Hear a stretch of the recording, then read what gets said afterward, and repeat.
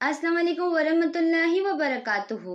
मुझे उम्मीद है कि आप सब लोग ठीक होंगे, खैरियत से होंगे।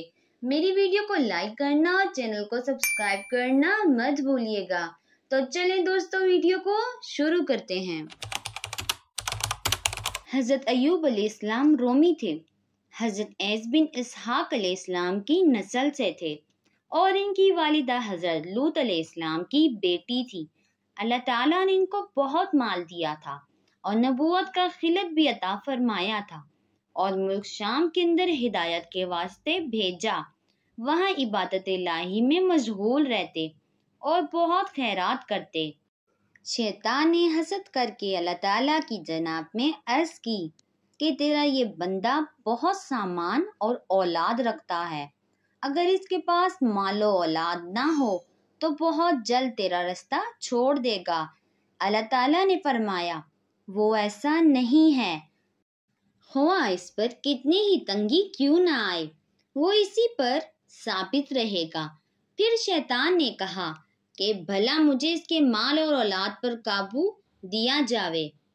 अल्लाह ताला ने इजाजत दे दी कि तू जिस तरह चाहे करे।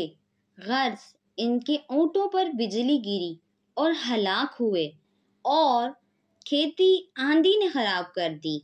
7 बेटे और 3 बेटियां दीवार के नीचे दब कर मर गए और इनके अपने जिस्म मुबारक पर जख्म हो गए और बदबूदार होकर उनमें कीड़े पड़ गए। जो लोग इन पर ईमान लाए थे मुर्तिद हो गए। जहां जाते वहां से वो मुर्तिदिन को निकाल देते।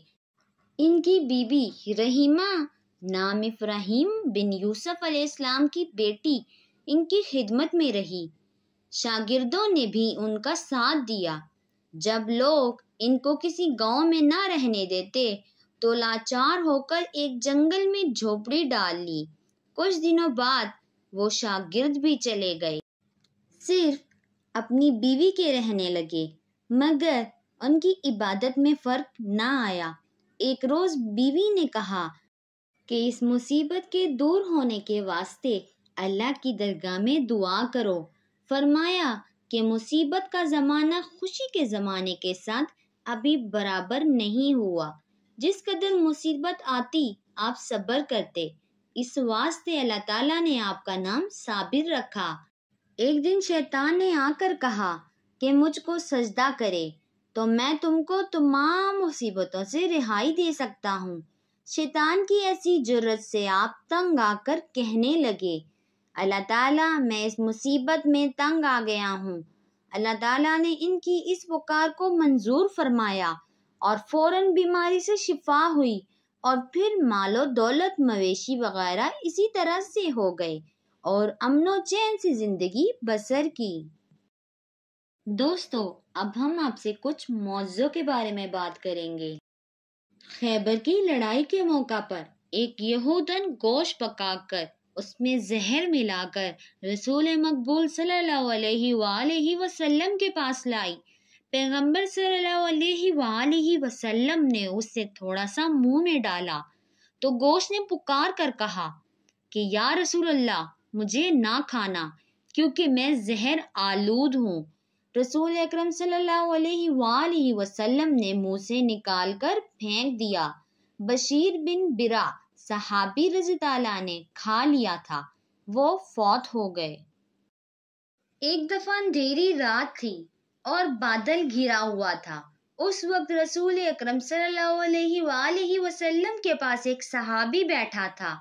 जब वो घर को जाने लगा तो पैगंबर सल्लल्लाहु अलैहि वसल्लम ने एक लकड़ी दी कि रास्ते में तुझे ये रोशनी देगी और जब तू घर जाएगा तो वहां तुझे एक काली सी चीज दिखाई देगी, उसको भी इसी लकड़ी से मारकर निकाल देना।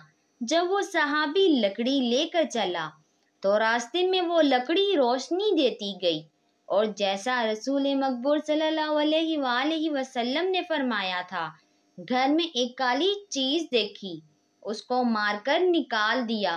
वो असल में शैतान था। मुझे उम्मीद है दोस्तों आपको मेरी ये वीडियो अच्छी लगी होगी। मिलेंगे और किसी अच्छी सी वीडियो में, तब तक के लिए अल्लाह हाफिज। قمر